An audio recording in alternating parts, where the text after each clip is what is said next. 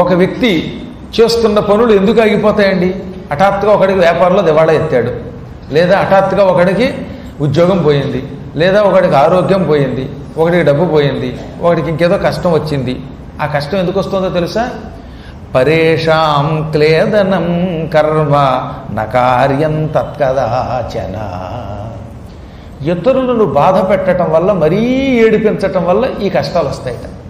పరులను నొప్పించటం వల్ల, పరులను బాధ పెట్టడం వల్ల, ఇతరులకు అపకారం చేయటం వల్ల తెలియకుండా మనకు కష్టాలు వస్తాయి.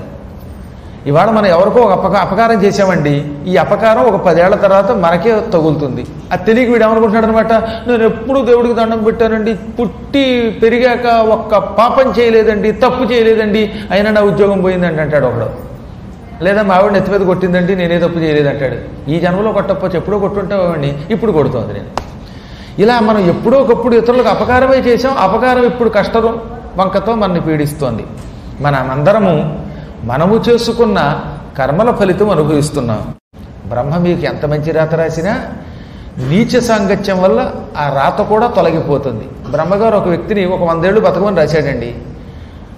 వాడికి విచక్షణ కూడా పెట్టాట.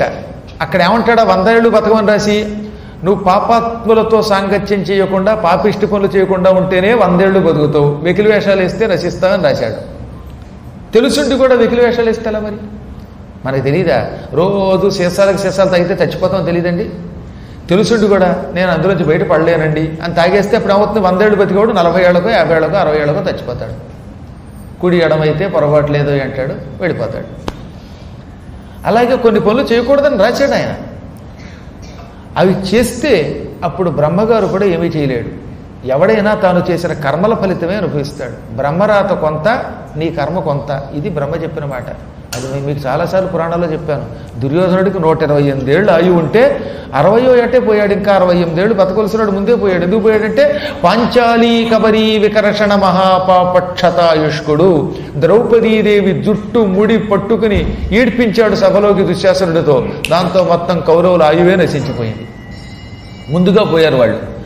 ఇలాంటి మహాపాపములన్నీ ప్రదక్షిణ చేస్తే పోతాయట. అందుకని ప్రదక్షిణ చేయాలన్నారు. తీర్థం తీసుకోమన్నారు గుళ్ళోకి వెళ్ళి. గుళ్ళోకి వెళ్ళి తీర్థం తీసుకుంటే ఆ తీర్థం వల్ల ఏమవుతుందనమాట? అకాల మృత్యు హరణం. అకాలంలో వచ్చే మృత్యువు తొలగుతుంది. నువ్వు బతకవలసిన 100 ఏళ్ళాయు మళ్ళీ నీకు తిరిగి వస్తుంది భక్తితో తీసుకుంటే. ప్రాయశ్చిత్తాలన్నిటికీ ఉంటాయి.